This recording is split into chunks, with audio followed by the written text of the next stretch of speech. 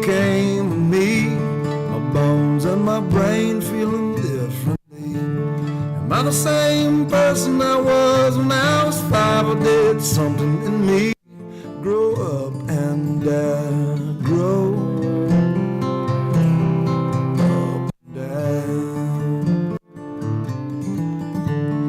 Oh, there's so much older, getting older now. Can't hold a job, I don't know how. Once was a woman I said I loved. Come to find out I gave it all up for guitar. This old guitar. Guitar. This old guitar.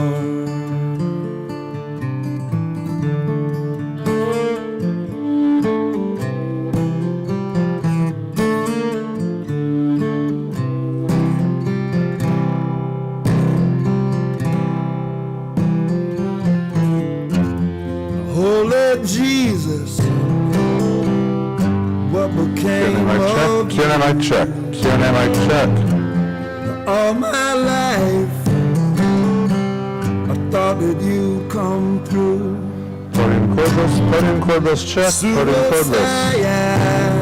Don't mean much to me, 'cause I'm not Q&A 2. Q&A 2 mic check. Q&A 2. Q&A 2 mic check. I'm not dead, I'm alive.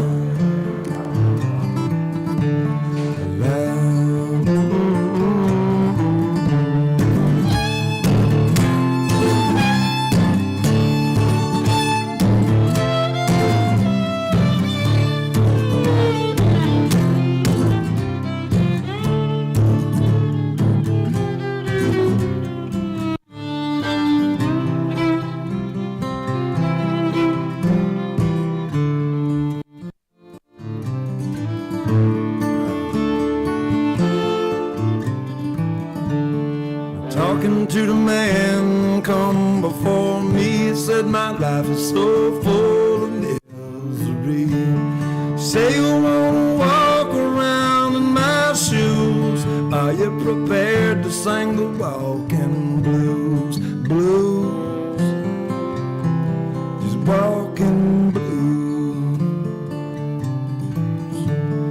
Blues, walking blues.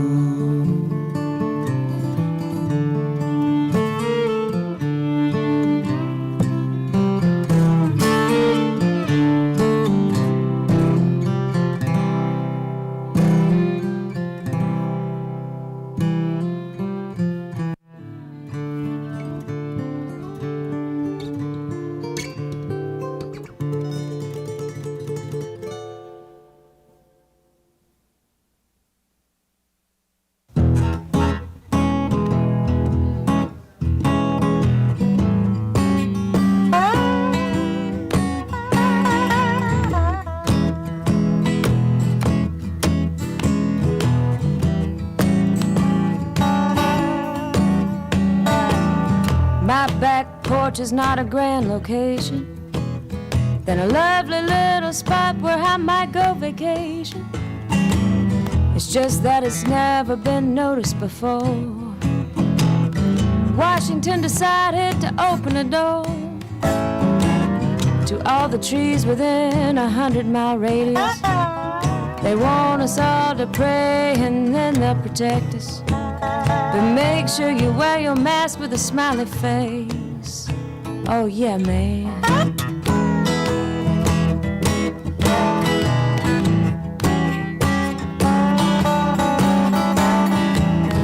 I'm so glad that my dad is old, and I'm so glad he's past the point of being told to evacuate his house for his old body's safety from the place he walked on when he was a baby, kept in a darkened room with earthworms and big dirty mushrooms. Thanks for the death sentence, man.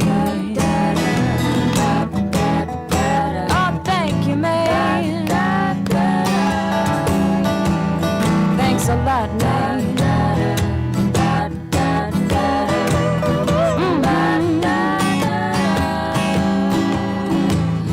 Somebody's been up there lining his pockets while the poor folks bleed from the eyeball sockets.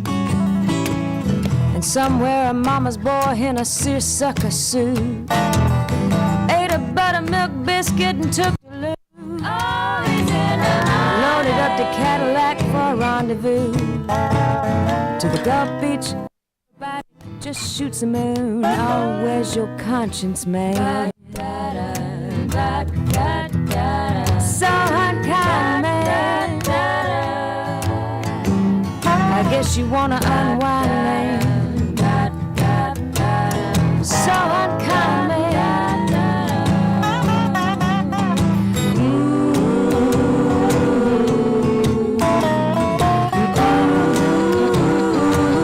But you know you're the man.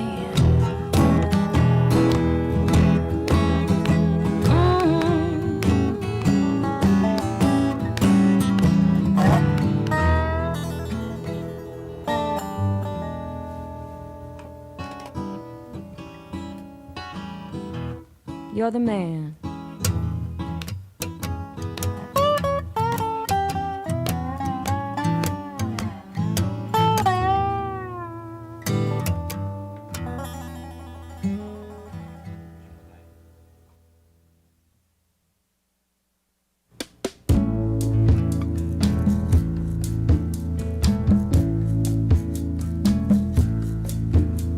The days are just too short and the darkness falls. High in the mountains, the wind is blowing cold as ice. Bottle of wine and we stare into the fire. The middle of winter, missing the Playa del Carmen nights.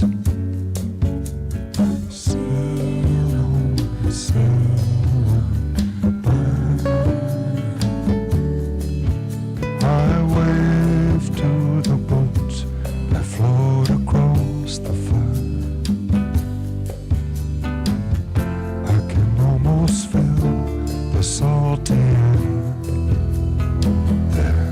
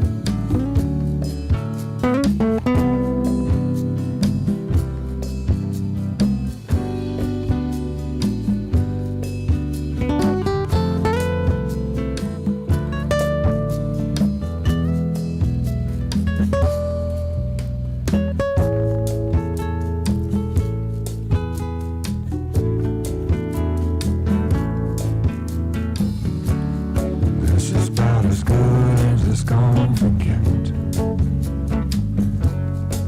And it's looking like another frozen margarita sunset.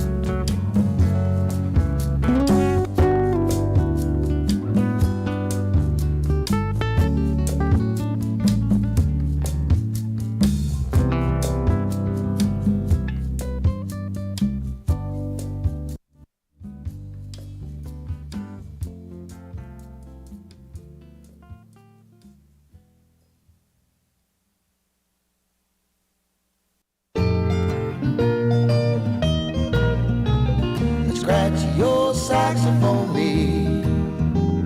I'm rolling up the Saturday sleeves, knocking around this old downtown, as pokey as you please. But there's no place I'd rather be, waiting for a permanent breeze. Happily all alone, a little bit baritone. Scratch your saxophone me. Spend some time along the Mississippi River. I get the feeling it's been rolling on forever. I picked a little cotton, picked a little guitar. I got a little belly, but I've got a lot of heart. It don't take that much to pretty please me. It's not a hard road if you learn to take it easy. The songs made out of flannel, some shirts made out of blues. You see, I don't remember now, it's where I bought my shoes. Scratchy old saxophone me. I'm waiting for a permanent breeze. I'm chewing on caramel and acting like Clarabelle. Scratch your saxophone me. Nobody ever asked me for my autograph. It's so easy to see. I've been known to make a lot of children laugh. One of them is me. Scratch your saxophone me. I'm rolling up a Saturday sleeve, still knocking around this old downtown, as pokey as you please. But there's no place I'd rather be. I'm waiting on a permanent breeze. Happily all alone, a little bit baritone. Scratch your saxophone me. I'm chewing on caramel and acting like Clarabelle. Scratch your saxophone me. Scratch your saxophone me. Scratch your saxophone me. Put him or check, put him.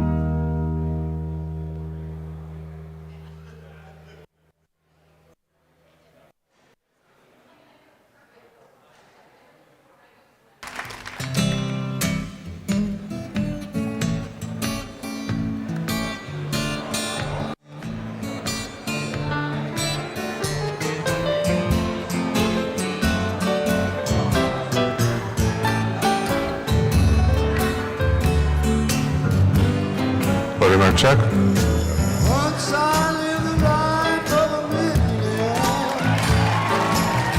Spent all my money, didn't have any care.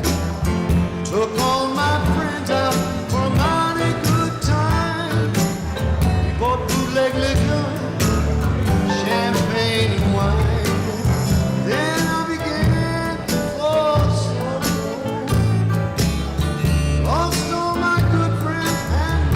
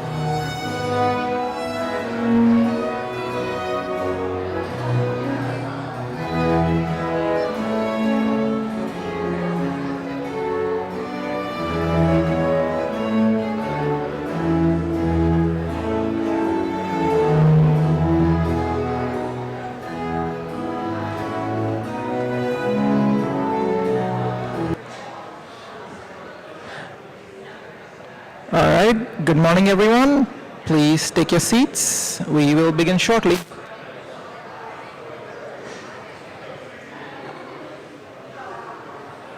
Is it good?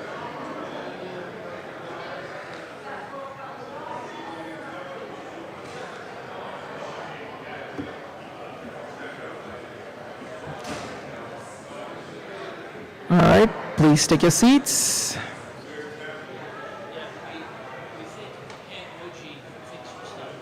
Test, test, test, test. I'll leave this here just in case I don't want to use it.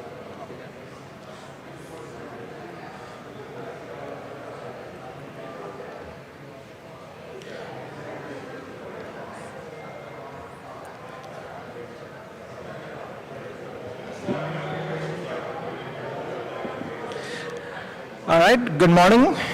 Welcome to Houston Oasis. Please take your seats, everyone.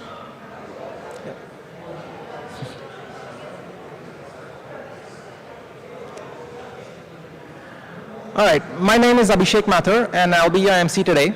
For 10 years now, we have been Houston's own secular community. We are guided by our core values as shown behind me and on my t-shirt. My favorite ones are human hands solve human problems and meaning comes from making a difference.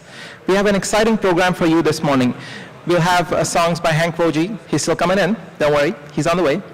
Then we're gonna have a short community moment by Aaron Westerfield.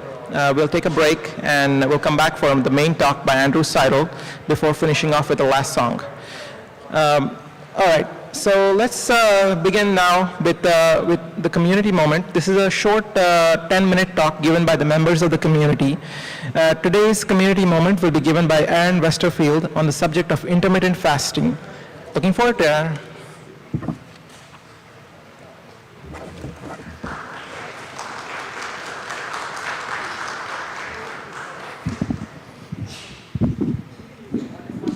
Oh, that's okay. Hello. Hello there. So, quick show of hands. Who here would like to lose some weight? Have greater mental concentration and capacity? Would like to slow down or even reverse some of the effects of aging? Well, for 5 low monthly payments of $19.95, I know, it sounds too good to be true, but stay with me. I'd like to spend a few minutes today talking about intermittent fasting, or IF. IF, in conjunction with exercise and a healthy diet, is helping me get back into shape after putting on some unwanted pandemic weight. So, what is IF? How do you do it? How does it work? What are the benefits? Are there any negatives to it? So, a little history. Humans have fasted since antiquity, and much of the globe still does some sort of fasting today. Most fasting is done for cultural or religious reasons, but an increasing body of work is showing that fasting can have real health benefits as well. Before defining what intermittent fasting is, let me stress what it is not. It is not a diet, but rather it is a dieting pattern. In simpler terms, it's making a conscious decision to skip certain meals on purpose. By fasting and then feasting deliberately, intermittent fasting generally means you consume your calories during a specific window of time during the day and choose not to eat food for a longer window of time. For example, one of the most popular ways to fast is to do what is known as a 16-8 fast. That is fasting for 16 hours and then having an 8-hour feeding window. For me, this means skipping breakfast and only eating between the hours of noon and 8 p.m. Another popular method is 1 meal a day, which is just what it sounds like, restricting yourself to 1 healthy meal a day. So how does intermittent fasting help you lose weight? It works by 2 mechanisms: how much you eat and when you eat it. How much you eat is simply calories in versus calories out and is just basic math. If you eat more calories than your body uses in a day, you will store the excess energy as fat and thus gain weight. If you consume less calories than your body burns, you have an energy deficit and you're going to lose weight. So to see how intermittent fasting can help with calories in and calories out, let's say, to keep the math simple, that your body uses on average 2,000 calories a day. Further, let's say you eat 3 standard meals a day, breakfast, lunch, and dinner, averaging at about 800 calories per meal. That comes up to about 2,400 calories a day. So compare that to the 2,000 calories a day that your body needs. Over time, you're going to gain weight. Now, let's say you're on a 16-8 eating plan and only eat lunch and dinner. Keeping everything else the same, 800 calorie meals, you're now consuming 1,600 calories a day. And even if you increase your meal size slightly to 900 calories a day to kind of make up for that missing meal, you're still only at 1,800 calories, and versus the 2,000 calories, you're at an energy deficit, and over time, you'll lose weight. The second and more important way that intermittent fasting helps you lose weight is by when you eat or the timing of your meals. So let's explore what happens after you eat a meal. Immediately after eating, your body starts the digestion process, breaking down food into macronutrients.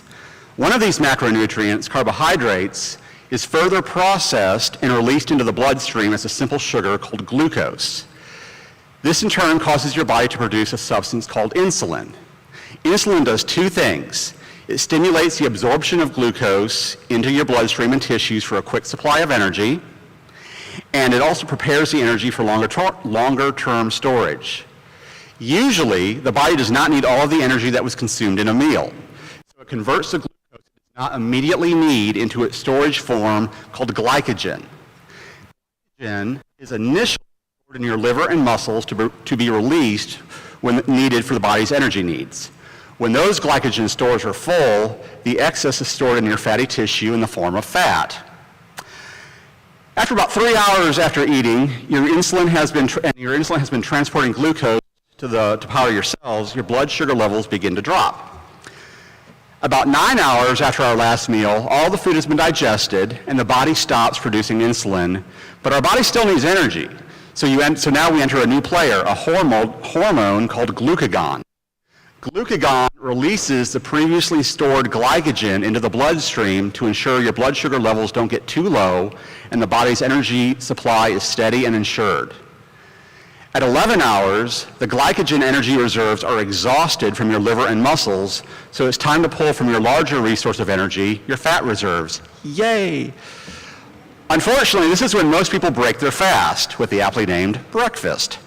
But we're not done. Oh no. 14 to 16 hours into your fast, your body enters a state called ketosis. As a byproduct of burning fat, your liver produces a product called ketones, fatty acid molecules made when fat cells are broken down. Ketones are the heart, brain, vital organs. Ketones also activate your nerve cells, strengthen intellectual capacity, and develop new cells from your brain stem cells. They are the reason many people feel more productive and better able to concentrate during a fasting period. 16 plus hours of fasting, your body enters a process known as autophagy. Autophagy, old cell components are recycled and renewed. This not only makes the cells more efficient, it also prolongs the life of your cells and can slow down and even reverse some aspects of aging. As I said in the beginning, I know it sounds too good to be true, but this is not homeopathy or other essential pseudoscience. It has sound research from reputable sources such as Johns Hopkins, the Mayo Clinic, and the National Institute of Health's National Institute on Aging. In fact, the NIA found that scores of human clinical trials can lead to improvements in conditions such as obesity, diabetes, cardiovascular disease, cancers, and so what does this look like in practice? I have 5 or 6 days, Monday, Tuesday, Thursday, and Friday. I do a 16-8 or an 18-6 fast and have my eating window from noonish to 6 or 8 at night, kind of depending on what's going on. On Wednesday, I usually do 1 meal a day in the evening. Usually adhere to a fast. I also try to exercise, even if just a short, brisk walk before I break my fast while I'm in ketosis to get some additional bang for my buck. Another question people like to ask is, can you drink during a fast?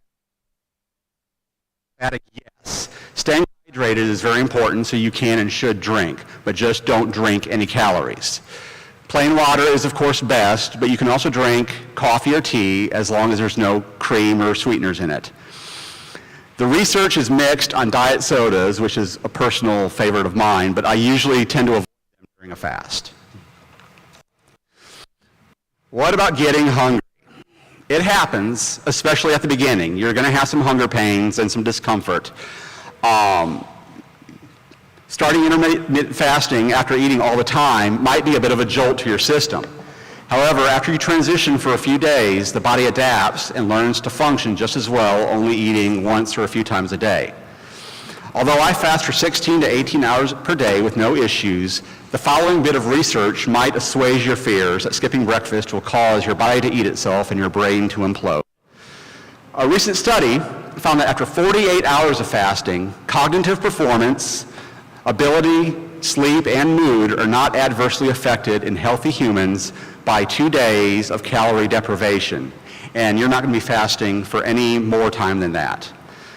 If you are truly having some hunger pangs, a trick is, instead of just jumping into a 16-hour fast, just try to delay your first meal of the day, for your first meal by an hour each day until you get to the feasting window that you want. According to the Mayo Clinic, besides hunger, other unpleasant side effects may include fatigue, insomnia, nausea, and headaches, but they usually go away within a month. Again, it's just kind of that transition period. By now, you may be saying to yourself, hey, I'm sold, let's do this thing. But hold on. Intermittent fasting may not be for everyone. If you're under the age of 18, are pregnant or breastfeeding, have diabetes or other blood sugar issues, gallstones, kidney stones, or a history of eating disorders, you need to consult with your doctor to see if intermittent fasting is appropriate for you. Also, do not fast for more than 24 hours. Talking to it. I know it sounds like a prescription commercial. Sorry about that. I hope I have educated you on the benefits of intermittent fasting and maybe even inspired you to try it for yourself. If you do, let's get together some morning and discuss it over a cup of coffee, but just coffee. Thank you.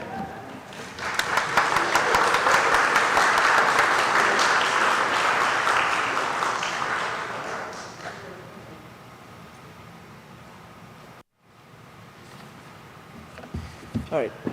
Thank you, Aaron. That was informative. We do have donuts, though. All right. Let me do some announcements for now. First, I want to thank the volunteers who showed up to the food bank yesterday.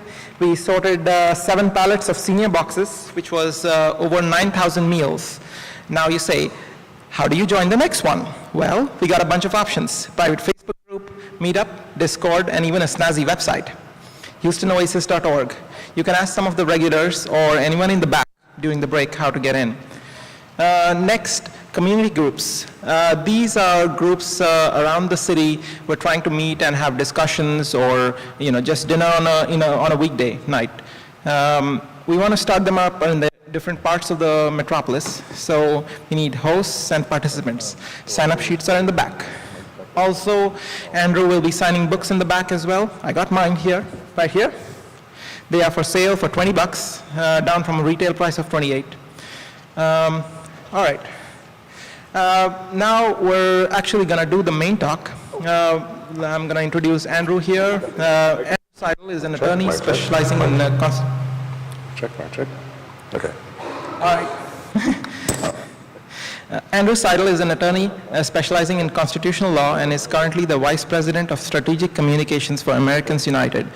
He will discuss his new book, American Crusade, How the Supreme Court is Weaponizing Religious Freedom. I have been reading it, and the detail is incredible.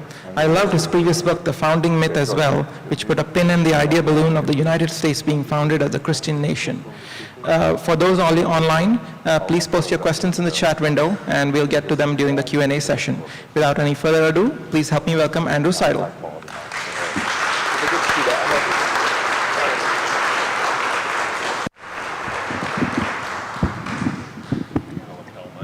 He's going to use that, I think. So I'll just thank you, everybody. Thank you for coming out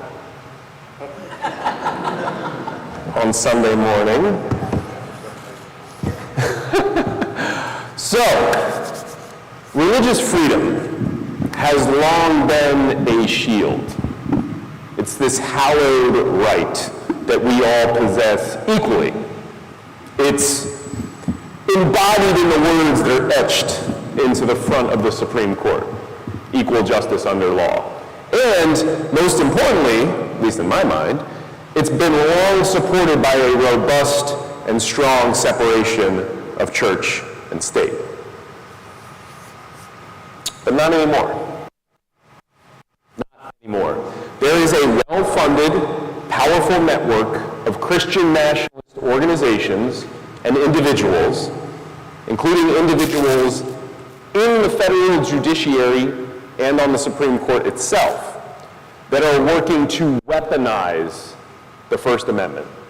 They are seeking to turn that protection of religious freedom into a tool, a weapon to impose their religion on everybody else. It is about power and privilege and supremacy.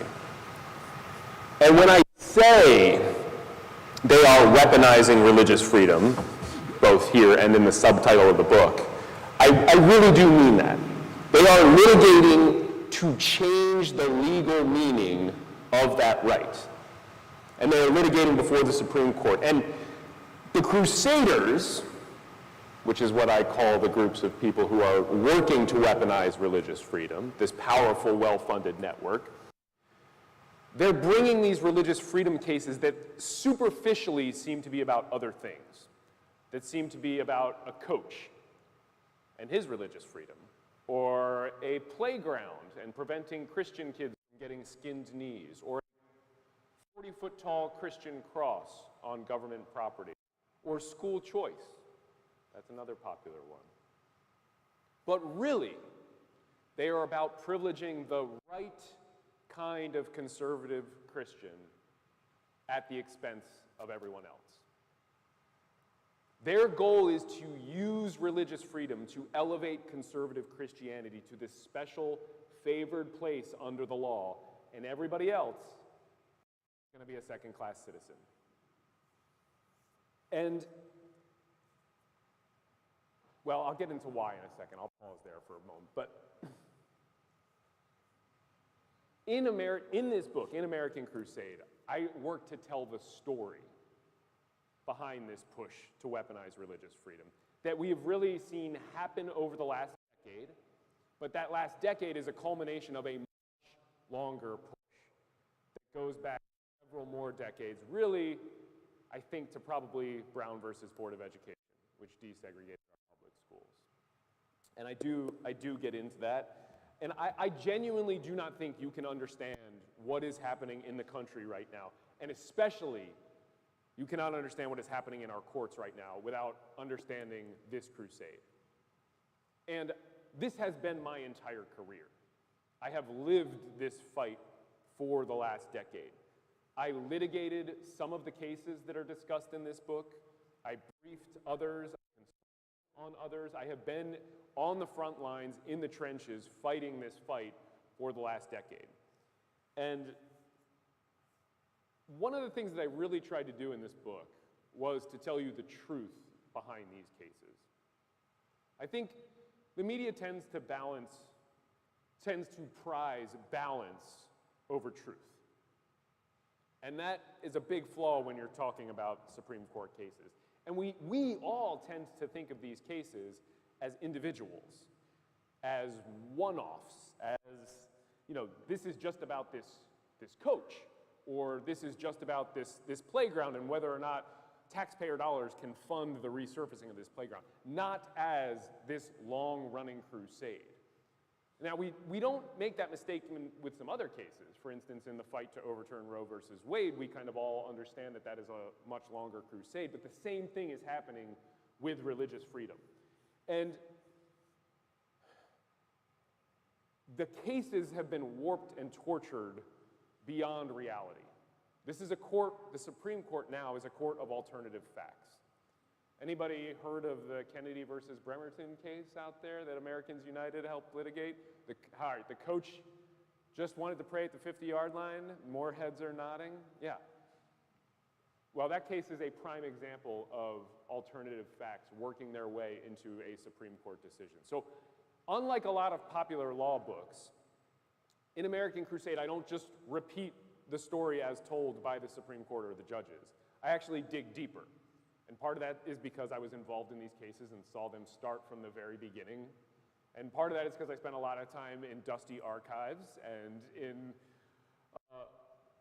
front of my computer watching like a lot of really esoteric videos, and then a ton of time interviewing the people who were involved in this case, or these cases, excuse me. So for instance, for the Masterpiece Cake Shop case, this is the gay wedding cake case out of Colorado. I know some of you have heard of this one, and I know most of you probably are on my side, at least overall, but you probably don't realize how badly the facts and the law were warped in that case.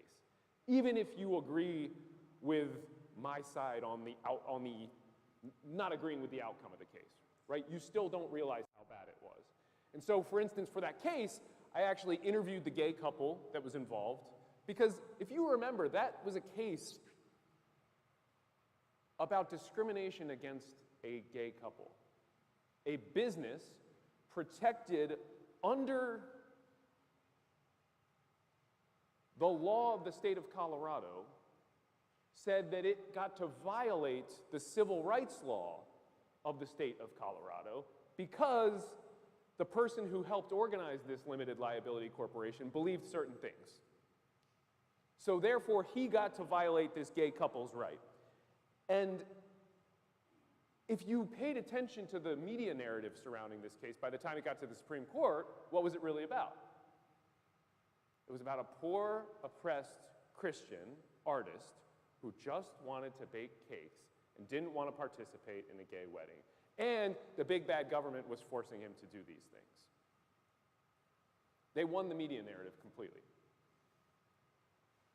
So I dug deeper, and I interviewed the gay couple in this case, and I actually interviewed a couple of members of the Colorado Civil Rights Commission, which was enforcing the local civil rights law against this bakery, and these two people became the scapegoats for the US Supreme Court. The US Supreme Court said that these civil servants who had dedicated their careers and in public service to upholding civil rights said that they were anti-religious bigots. And that was how they scapegoated the case and decided in favor of the baker. And this is important because it's not just the facts that can be manipulated, it is also the law that can be manipulated. And so the other thing that I really strove to accomplish in American Crusade is to write a book that anybody could pick up and understand. Because I think that we legal professionals, we lawyers like to sound like lawyers a lot of the time. And we like to mask what we're saying in levels of scrutiny and esoteric judicial codes and all this legalese that brings these concepts, which are actually pretty simple, away from everybody else.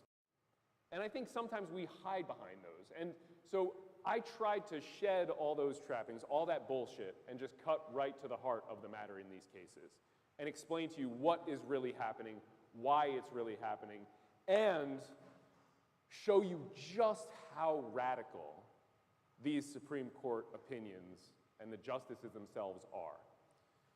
Because I think when you cut through all of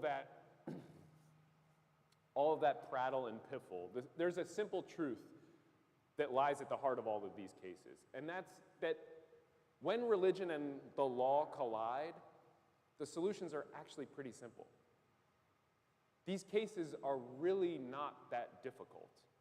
And the Crusaders have done a remarkably good job at confusing the issue for us and making it seem, first of all, different than it factually is, but also harder than it is. And really, these cases are pretty easy to solve, unless there's an ulterior motive behind some of these opinions. So, can a business, this limited liability corporation, refuse to serve gay people in violation of civil rights laws because the owner is a conservative Christian? Or can the government refuse to issue lawful licenses and documents because the person issuing those is a conservative Christian and the people requesting those are gay? Can businesses, any business, refuse to serve any LGBTQ person because their God says so? What if it's a black person? Can a city council ban certain religious practices in an effort to drive a religious minority out of town? Can Christian foster care agencies take public funds and then refuse to work with people of the wrong religion? What about erecting a 40-foot tall Christian cross on government property, using taxpayer funds to maintain that cross? What about ignoring rules that protect public health? Can one religious belief be given the force of law to deny half the population their bodily autonomy? Now, the answer in each of these cases hopefully sounds pretty simple to you. The answer is no. And I go through each of these cases and plenty more in this book and explain why these are easy. Questions of religious freedom can be emotionally fraught, especially in cases that involve children, but that does not make them hard. And one of the things that I really tried to do in this book was, again, explain without legalese how you resolve these cases. And so I came up with these 3 lines, which I'm looking at all of these cases, and to avoid, well, you know, I'm avoiding legalese, right? So I came up with very creative names for these lines. Line 1, line 2, and line 3. Try to keep up.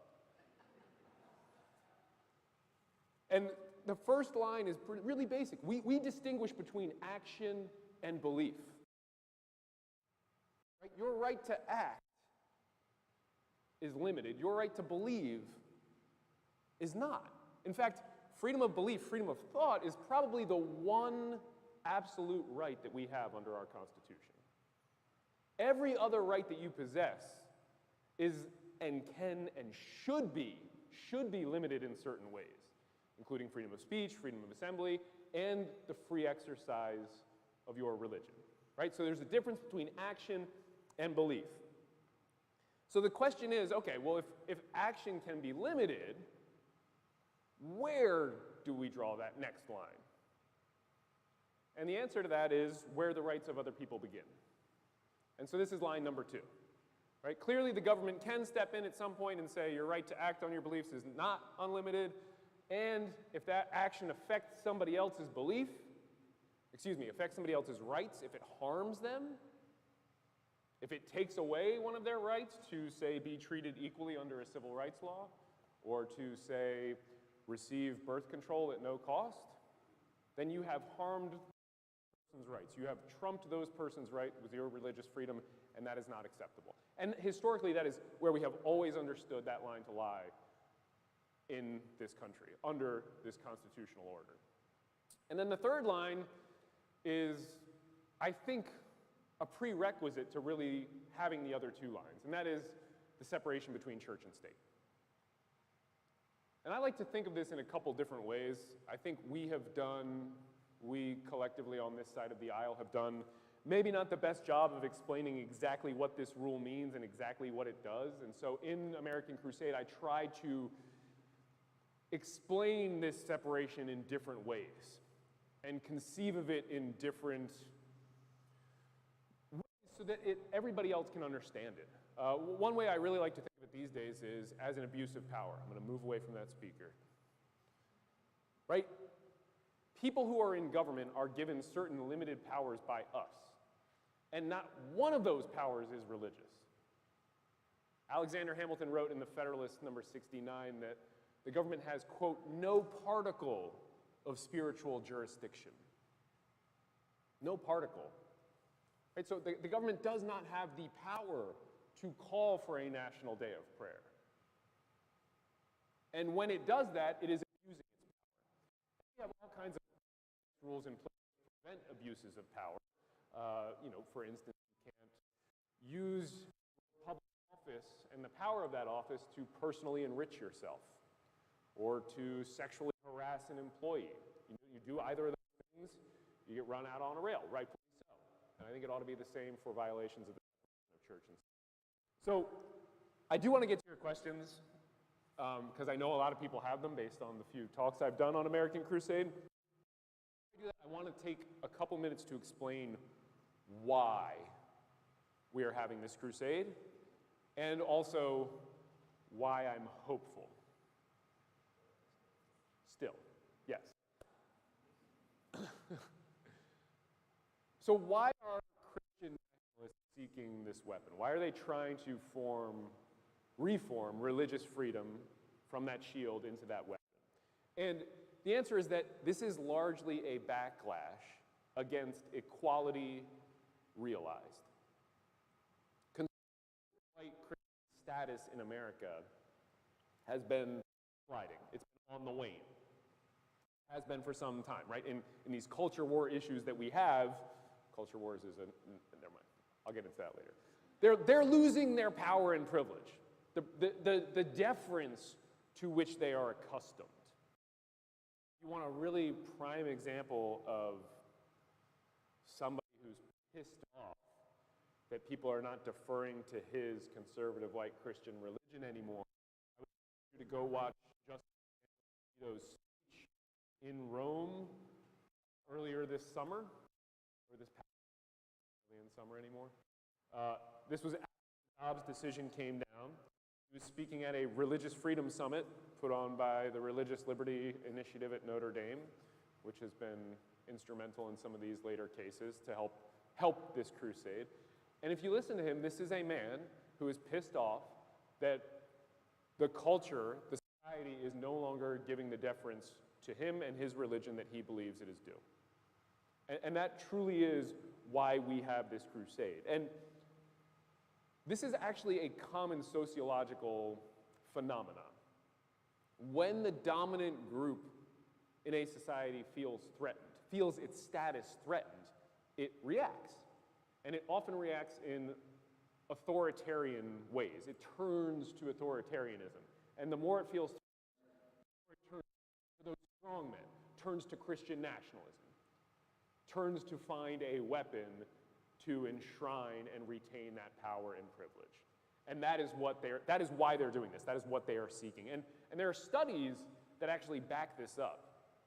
And there was this, as I was writing, I found this really remarkable study from 2021 where simply mentioning the changing religious demographics in America would elicit this kind of threat response from conservative Christians, where they would turn towards Donald Trump and Christian nationalism if you just simply mention the fact that there are fewer Christians now than there were a couple years ago. So they conflate this demographic loss with a threat to their religious freedom, which also suggests that they fundamentally misunderstand religious freedom. So really, this crusade is a quest to remake this protection into a weapon for maintaining that power and privilege. That is what they are out to do. And I like to say that they're raging against the dying of their privilege. And so they declared war. And that war is this crusade. And I've been doing these talks for a while now, and I've found that people are a little disheartened sometimes. So I do want to leave you with a little hope, because I actually am very hopeful, and I think that the why we are having this crusade is a reason to hope. And then I think we're doing a break, and then I'll take questions. Is that right? Yeah, okay. So okay. Andrew, why are you hopeful if this is the case, if they've almost succeeded in this crusade? Their wins actually help our cause. And I know that is incredibly counterintuitive, but their wins in the abortion case, in the case of the coach imposing prayer on other people's children at public school events, in the case of the Maine taxpayers being forced to fund religious indoctrination, their wins are actually swelling our ranks. And the reason for that is that they're creating this feedback loop. So if I am right, and I am, that the whole crusade is about this changing demographics. And white Christian nationalists are working to privilege this chosen few. They're creating a feedback loop. Every legislative and legal victory they notch is alienating more people. It's driving more people away from their movement, waking more people up to the danger. Now, my first book is subtitled Why Christian Nationalism Is Un-American. It came out in 2019. The most frequent question I got asked by media was, what is Christian nationalism? Now I'm getting call after call after Christian nationalism because people are finally waking up to this. They're crusading because we are working to meet the unmet promise in the Declaration of Independence and the Constitution, right? That all are created equal, that we the people means all the people. And previous generations have done a remarkably bad job at realizing those aspirational goals, and they've left it to their children to solve problems like slavery and segregation and subjugation of half the population and discrimination against LGBTQ people, and now the climate crisis. But as we continue to march toward progress, the Christian nationalists are fighting ever harder against it. They are raging against the dying of their privilege. But we will win in the end because they are fighting only for themselves. And it is a small, shrinking group of people that they are fighting for. So where they are selfish, we are selfless.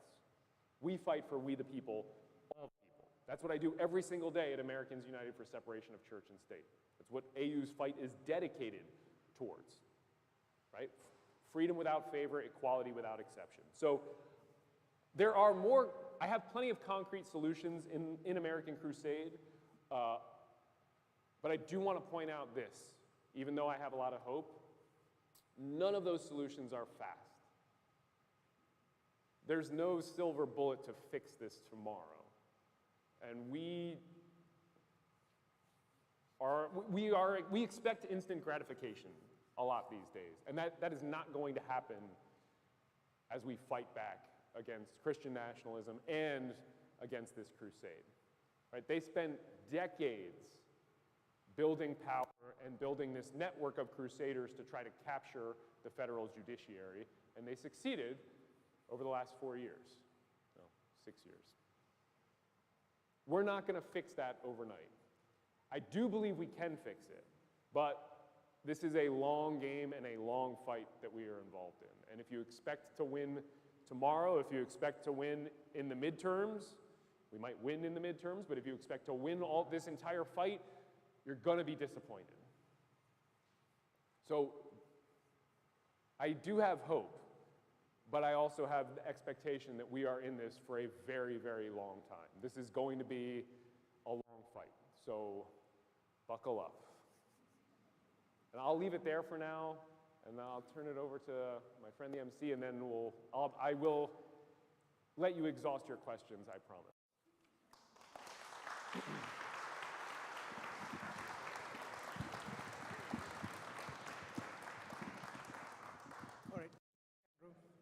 Before we take a short break, I'd like to go over some of the announcements again.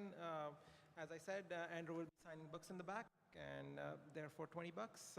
You can do the donations through the various methods out here on that paper there, or there's always cash. I'd like to remind you to sign up for the community groups as well. And well, I would say first, say hi to someone new. Thank you for everyone coming in, all the new people coming in here. It's good to see you all. And we'll be right back in about 10 minutes with Q&A. Write down your questions on either on your bulletins, or you can we'll get to them during the talk. The people online, just post them during the chat, and we'll get to them during the Q&A session in about 10 minutes. See you soon. Yeah, have some snacks.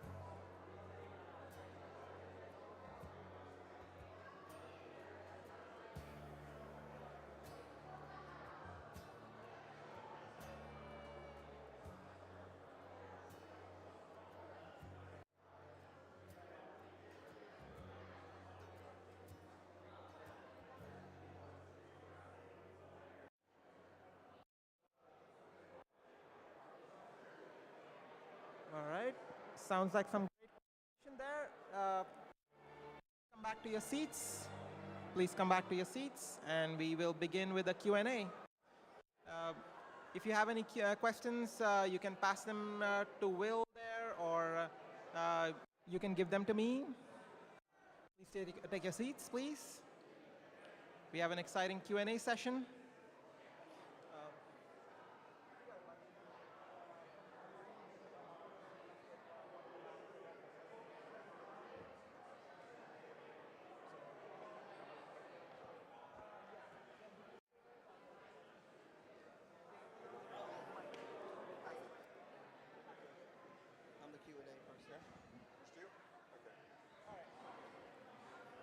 All right, everyone, please take your seats. Please take your seats. Let's,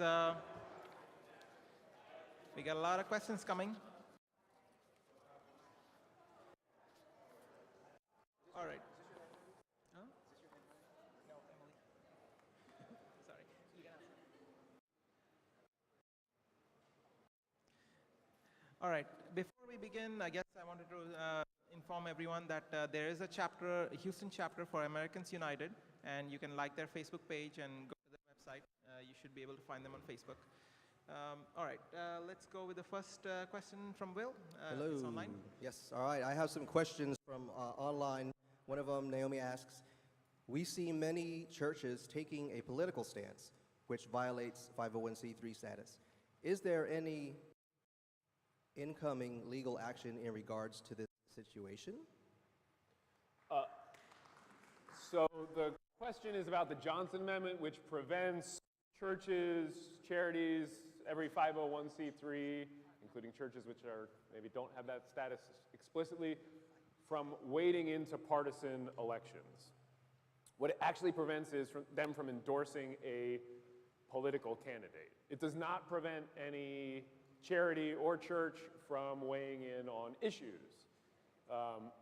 So for instance, the rule did not prevent Martin Luther King from speaking out on civil rights issues, and was not intended to. It did prevent him from endorsing particular political candidates.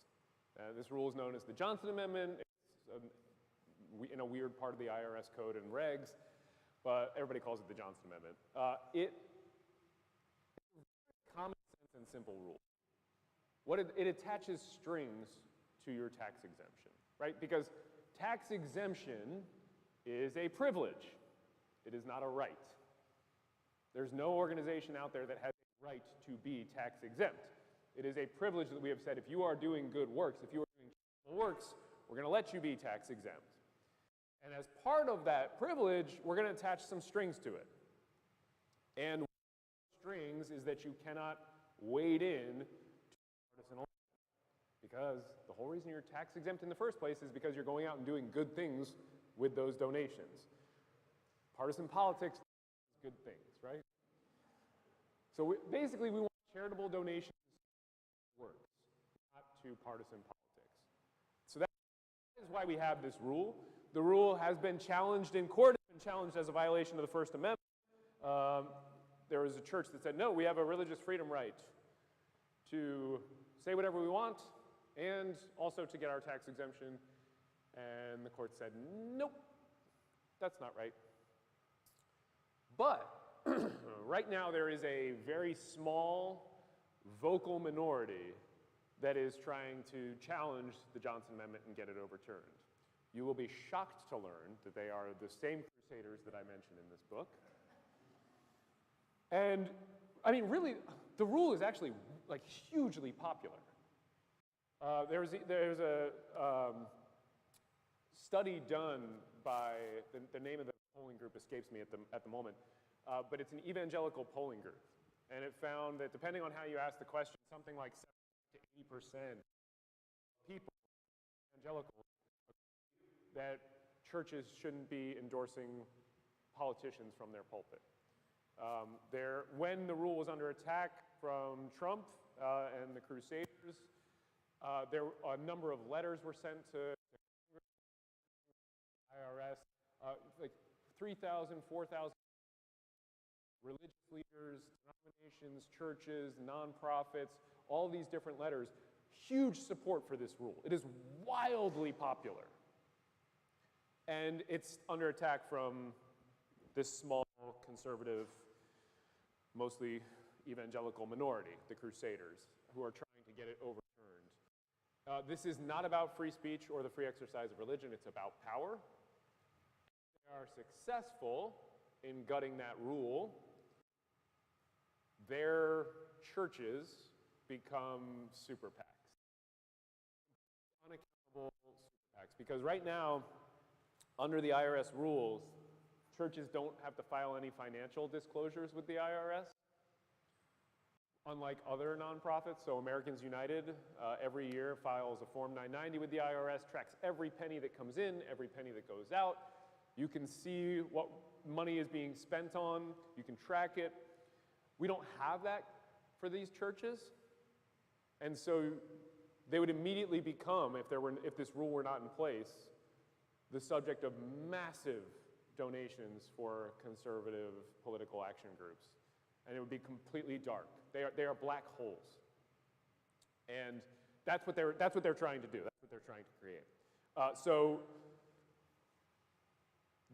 good rules should be in place, being challenged. So now to answer the question, is it actually being enforced? And part of the answer is we're not really sure. We don't really know.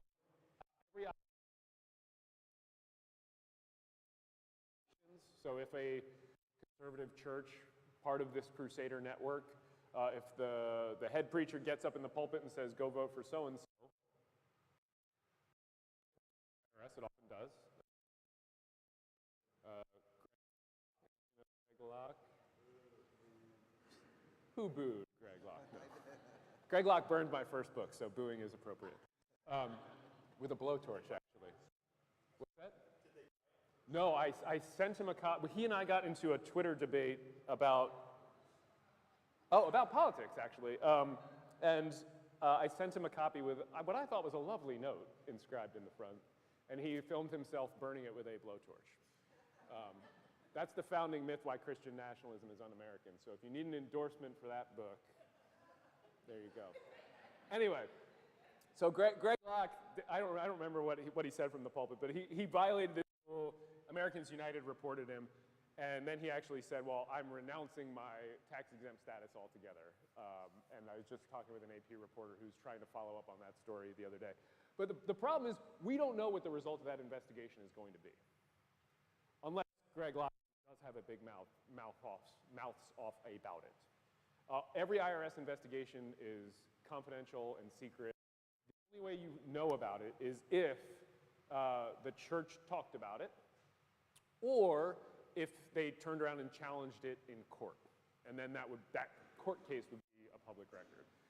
But so we don't know how well the Johnson Amendment is enforced, really. But we do have some indications that it's not anywhere near the kind of enforcement that we would like to see. Churches have lost their tax-exempt status from this, but not any that we know of recently.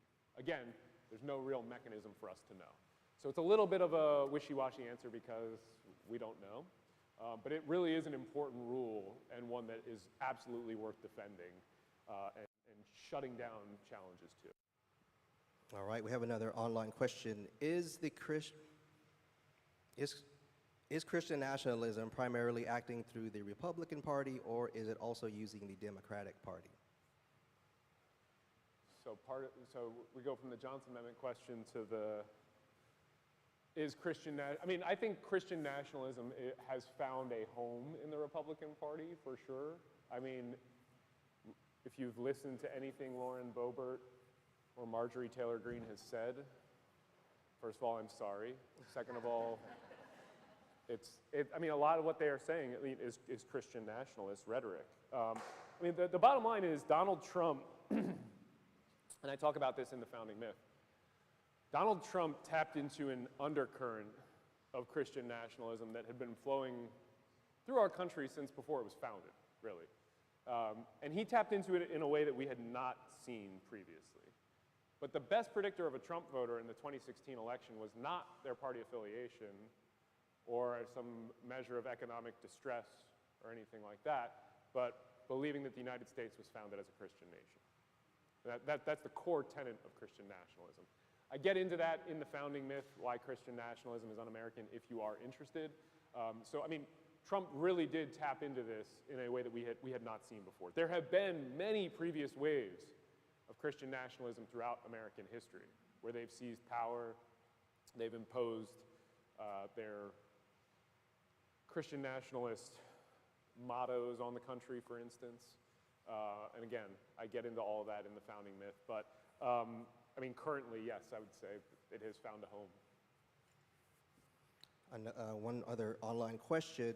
I'm going to merge two into one question. What is your advice to people who want to help, who want to fight, who live in small towns, who are afraid to stand up or run in local elections due to being in a conservative area? Who aren't afraid to do those things? Who are. They want to help, but they are afraid to. They are afraid. They're afraid to do anything or run for local elections because they live in conservative areas here. So, I mean, first of all, I think voting is one of the most important things that you can do, but it is also literally the least you can do. I mean, voting is the bare minimum. Stacey Abrams likens it to taking medicine, which I think is a good metaphor. You have to do it, but it is not, voting is not the cure, right? Voting gives us the chance to fix some of what has happened. In fact, we can't fix some of what has happened without people voting. But it in itself is not the fix. And this goes back to what I was talking about at the end with setting your expectations and buckling up for the long fight. Because going into the voting booth and casting your ballot and expecting things to change as a result, that is not going to happen. That's the beginning. That's giving us the chance to maybe make some of those changes. That's the best case scenario. So reshift your expectations on that point. It's still important. I think it's crucial to do organizing on the local level with groups like the Oasis here and the various free thought groups and activist groups here. I also think it's crucial on the national level to join those bigger groups. Americans United for Separation of Church and State is fighting the long battle right now. We have been for a couple years already working to build power and change hearts and minds. That's what we have been investing in, and you have to have that at the national level, so I'd encourage you to go join au.org. And then there are some other solutions in the book itself. I'll say two other things then. So one, despite the questioner, I would encourage everybody to go run for office anyway. First of all, there are a lot of offices that you can run for that are unopposed. The other side is certainly not shy about running for office. One common thing that I've heard both in the tour for American Crusade and then for the founding myth before we got hit with the pandemic was, I would run for office and say, I'm not really qualified.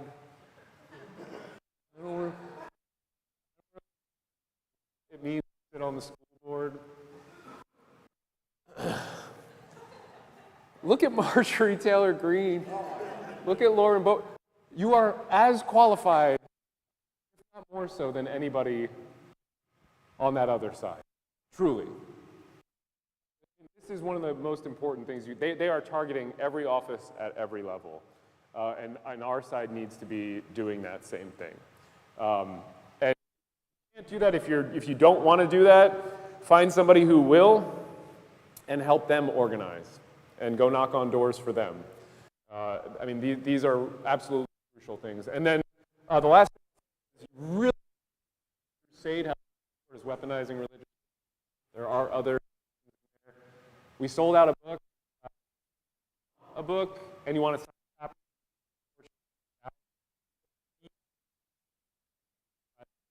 See, I put the address back there.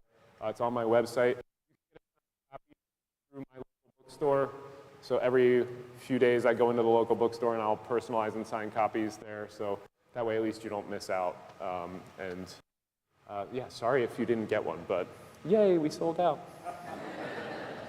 We're not qualified? That's a wanton lie. All right. I'm going to come around with the mic. We have some time for Q&A, but keep the questions concise. No statements, please, just questions, because we need to get to a lot of them. If you want a shorter version of the book, just read Will's shirt. Good morning. Good morning. I really have enjoyed your talk. I got one question. It's pretty straightforward and simple and concise. Does the organization that you're vice president of, Strategic Communications for Americans United, is there any type of court cases concerning the teaching of Darwinian evolution versus any type of creationism? Are y'all involved in any court cases right now, currently? So there are no court cases going on right now, but we haven't seen an attempt to push that and to fight that in the courts yet. Historically, that is one of the areas where the courts have been the absolute best when it comes to enforcing separation of church and state.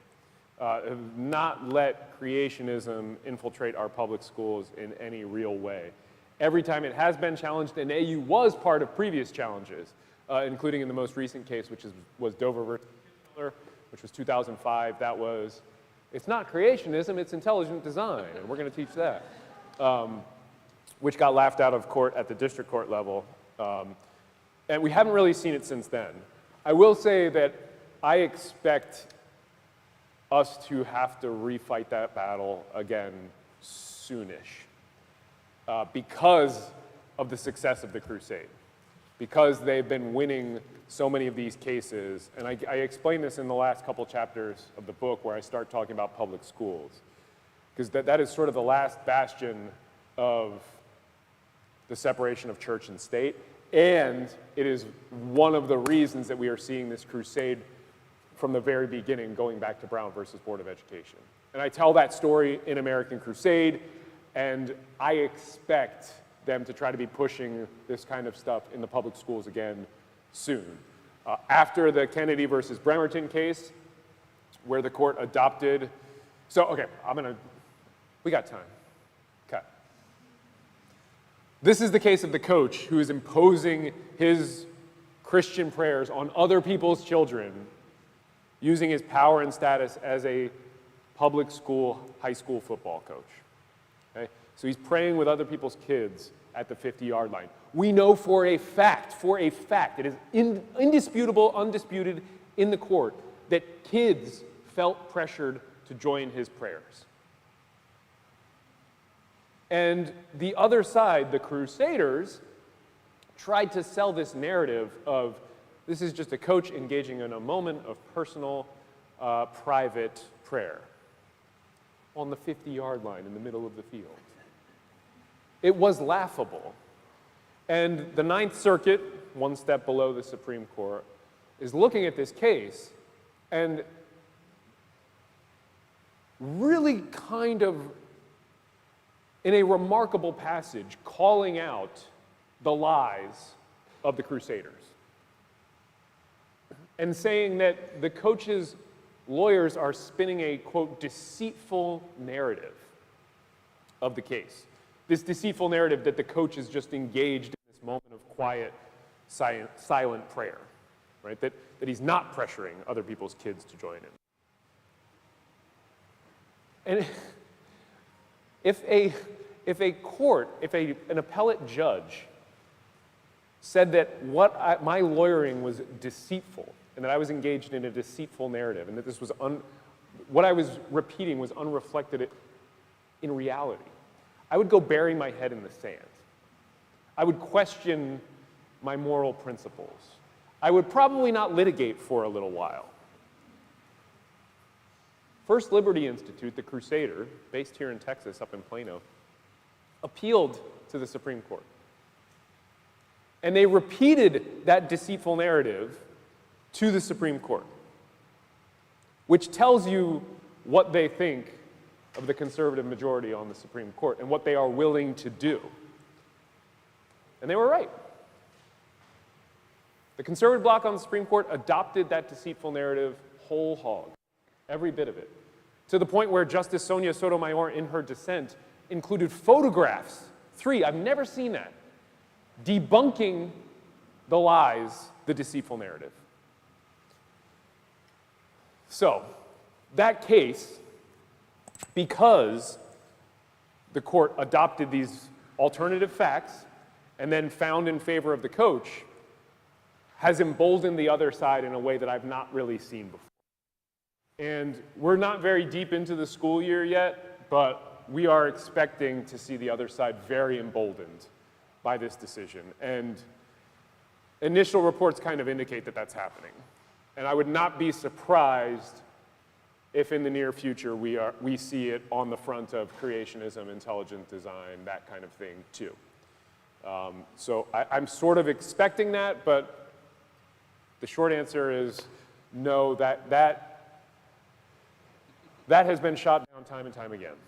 But I do see it on the horizon. I don't think you mentioned this in your talk, but I'm curious. What was it like to prepare your testimony for the January 6th committee, and how do you feel like it was received? So for those who don't know, I did submit testimony to the January 6th committee, select committee. I helped spearhead a report called Christian Nationalism and the January 6th Insurrection.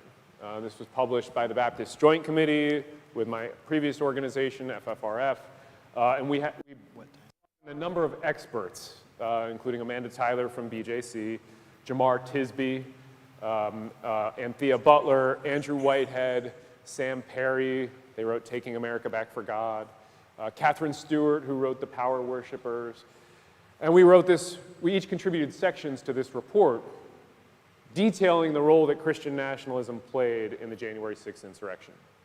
It's available online, you can go read it. I would really recommend you go read it because you can't understand the insurrection without understanding Christian nationalism and the role it played. Members of Congress got a hold of that. They actually talked about it on the floor of the House. Representative Huffman gave a little speech about it. And then the members of the January 6th committee reached out and asked me to submit testimony based on my sections of the report and to supplement it. So I did that, and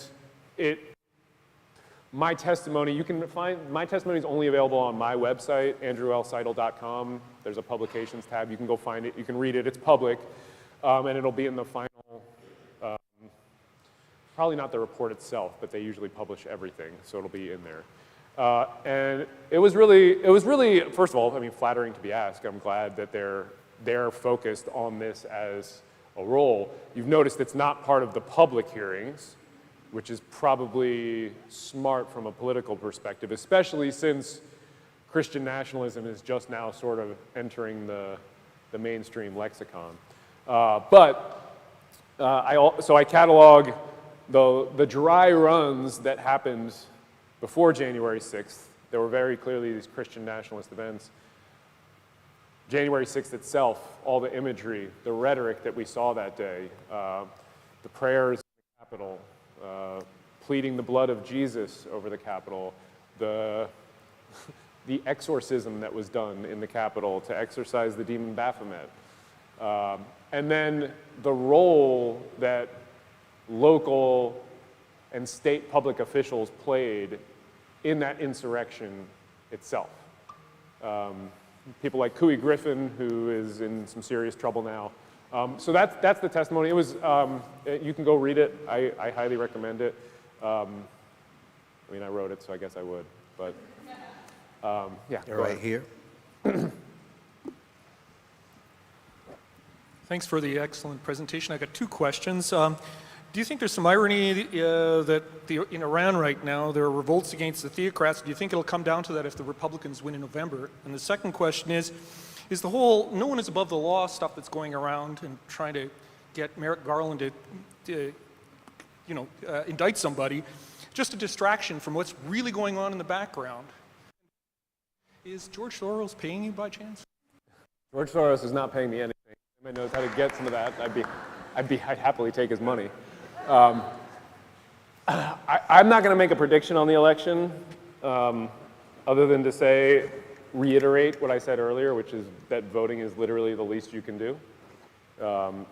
If you want to win, especially, voting is literally the least you can do. Well, and your third question was indictments.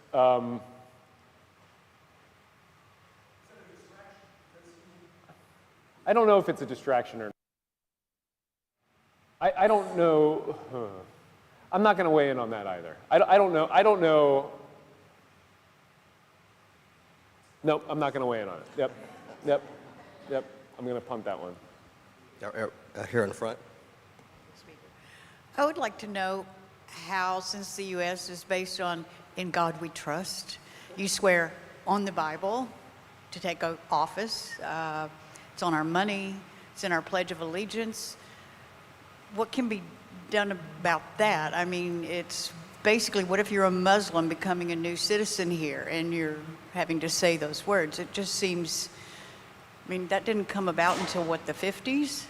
Or is there any way to backtrack that? Yeah, I mean, so if you are curious about that, that is the subject of my first book, The Founding Myth, Why Christian Nationalism Is Un-American. All of these artifacts that were left by previous waves of Christian nationalism. Are we really founded as a Christian nation? I mean, that claim no real serious historians agreed with that claim. It was always a mask for pushing Christian nationalism. But we treated it for a long time as this like actual historical debate. And then I think on January 6th, you saw that mask really ripped off. And this is not a historical debate about who we are. It is a exclusionary movement bent on seizing power in the here and now by any means necessary. That's what Christian nationalism is. And the whole, we're founded as a Christian nation, we're based on Judeo-Christian principles, is meant to declare that they are the true heirs of the American experiment, and that everybody else is second-class citizens. And that's why the follow-up to the founding myth is American Crusade, because these two things are bookend this entire history and this entire fight. So I'd encourage you to go pick up a copy of that. Also, I do get into specifically that question at the end of my testimony to the January 6th committee. Because one thing you see is previous waves of Christian nationalism leave behind these disfiguring scars, like In God We Trust, One Nation Under God, the National Day of Prayer, the Prayer Room in the Capitol, all of which date to either the middle of the Civil War, 1863-64, or to the 1950s when you have this McCarthyism and this Red Scare and actual these huge wealthy businesses trying to undermine the New Deal by turning people onto religion. What you really see is Christian nationalists taking advantage of times of national fear and crisis to impose their Christian nationalism on the country. And so I do talk about that in the testimony as well. Given that the two most recent Supreme Court justices essentially lied in their confirmation hearings regarding Roe v. Wade and other things, saying that they would uphold a settled case law, is there any realistic way to get them impeached and removed by perjuring themselves under oath?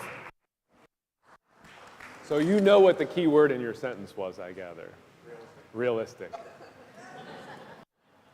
No, I mean, okay, so the only way to remove a justice, they have lifetime tenure. The only way to remove a federal judge is impeachment. If they have lifetime tenure, it's written in the Constitution. It says during good behavior. That's long been interpreted to mean lifetime appointment.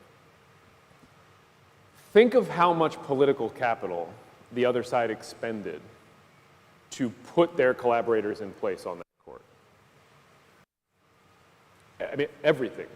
We know Leonard Leo, who is universally recognized as the man who packed the Supreme Court, we know he spent about $500 million from 2014 through Amy Coney Barrett to pack the court. They blocked a legitimate nominee for over a year.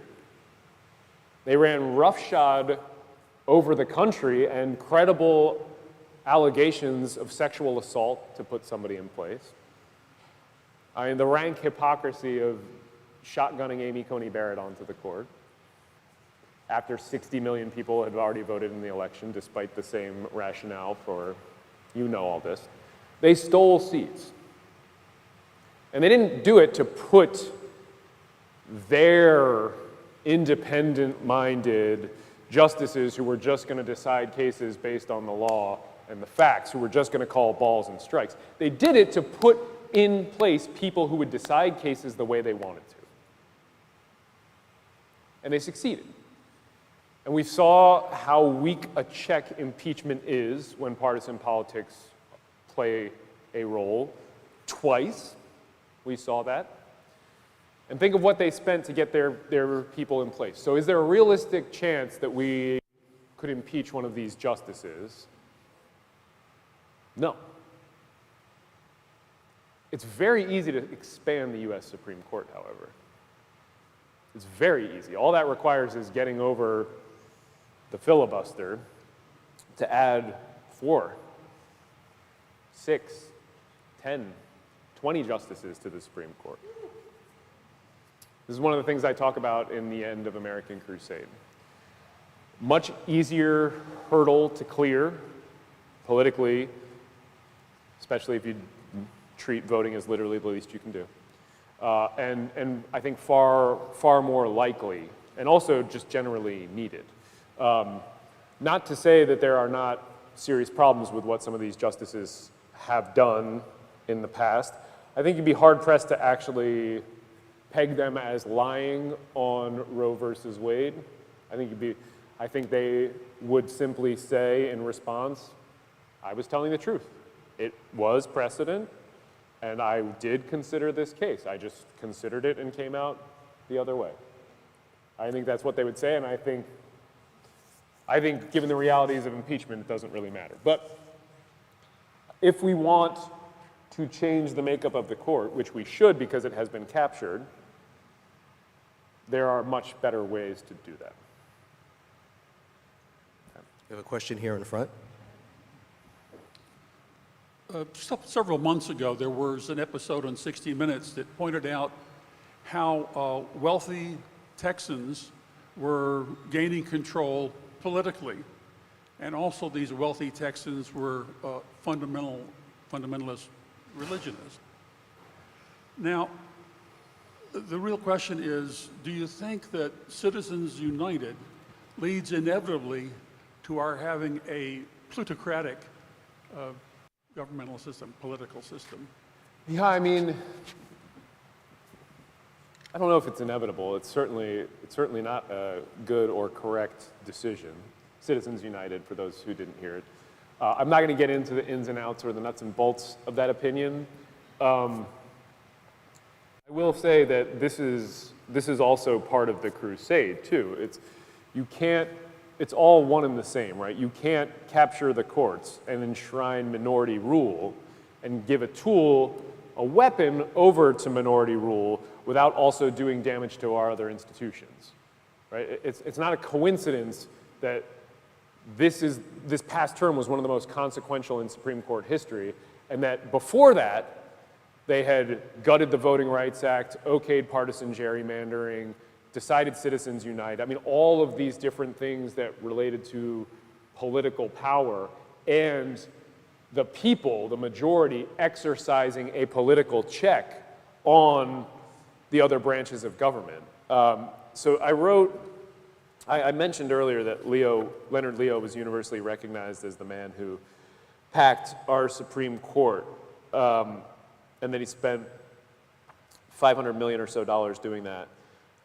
He just got a $1.6 billion donation, a single donation of $1.6 billion for his new outfit, which is more dedicated to politics and electoral politics. And so I'm going to just read a quote from one of his former employees who described Leo's mission like this. Quote, "He figured out 20 years ago that conservatives had lost the culture war. Abortion, gay rights, contraception, conservatives didn't have a chance if public opinion prevailed, so they needed to stack the courts." Just really try to appreciate that. Because if democracy worked, we wouldn't win. If majority ruled, we lose. How can we subvert democracy? And they turned to the courts to do that. And then, just to really highlight Leo's role in this, he was the power broker at the Federalist Society. You've heard of the Federalist Society by now, I presume. The 6 conservative justices on the Supreme Court were all or are members of this Federalist Society, were at one point or are now. And Leo is responsible for putting at least 5 of them on the court. And this is how his job was described. He was, for the judicial nominees, quote, the monitor of the various nominees' ideological purity. The monitor of the nominees' ideological purity. And we know for a fact that he was responsible for putting Roberts and Alito on the court. He's the one who helped push through their nominations. The same thing for helping block Merrick Garland, putting Gorsuch, Kavanaugh, and Barrett on the court. He is the guy who wrote the short lists for Trump to choose from.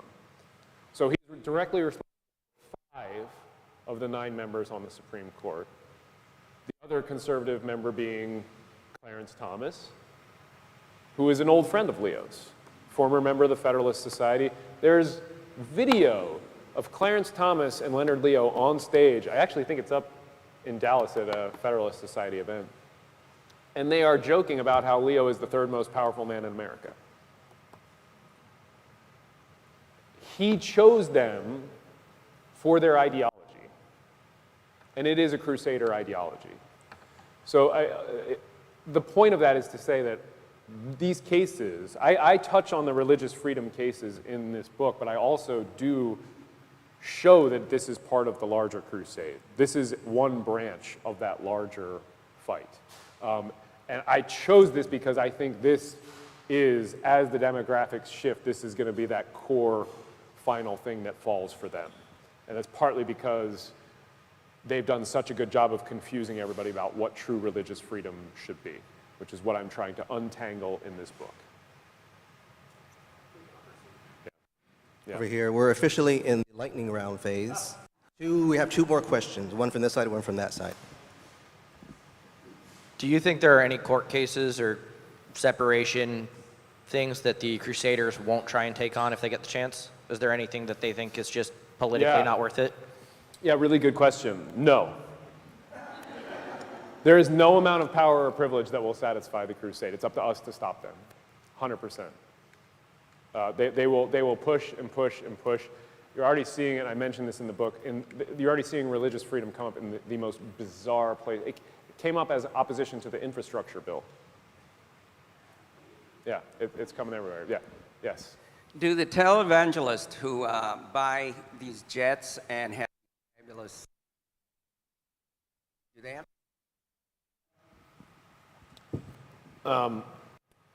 No, I mean, they're very creative about the way they do it, and because there's no financial disclosures filed, there are some very useful provisions in the tax law for them. Now, they theoretically have to pay personal income tax on things, but there are also useful provisions for that. So there are, I mean, it's not limited to televangelists, though, right? If you have an 8-figure net worth or higher, like, you're probably not paying much in taxes. There are ways around it. But yeah, I won't get, that's a horse I'm happy to ride, but not probably right at the moment. All done? Okay. Thank you, everybody. I really appreciate it.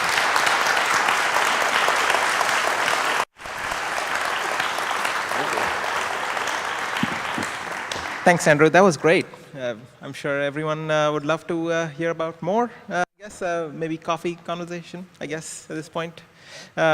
We are going to go to lunch at Spanky's Pizza, 7118 Bel Air. If you guys want to join in, would you be available for lunch? Yeah, he'll be there. And of course, he can, I guess books are finished, but we'll find some books later. Yeah. All right. All right. Lastly, I'd like to mention that we are still a 501c3. Where we run an all-volunteer organization right now, but this space takes money to run. So we have various methods of donation, and you can help with Alexis in the back. We have a hat there that we have in the back, and also we have the various methods on online. The QR code is there, so. Please help out if you can. And otherwise, thank you. Thank you for being here. We have one more. Yeah. Hey guys, we have a lot of folks here today. Almost 100 people in the room and online, so great. I would like to, some of you came in while Andrew was speaking, and so I just want to point out the welcome table, which is right next to the table with the hat. And so come on by and get information about our group. We have an email list and a Facebook group and information about all of our other activities, and we'd love to get you signed up. Thanks. All right, that reminds me, in 2 weeks' time, we have Hemant Mehta coming in from the Friendly Atheist blog. So come in, and if you can help out, that would be great as well. And we'll see you next week. Sorry, one more thing, I guess, last thing, I guess at this point. We have, apparently there's some protests going on in Iran, so related to that, there's a protest at City Hall this evening at 4 to 6 p.m. If you want to contact, you can contact someone in the back there, and that'll be it. Thank you. Join us for lunch. Thank you.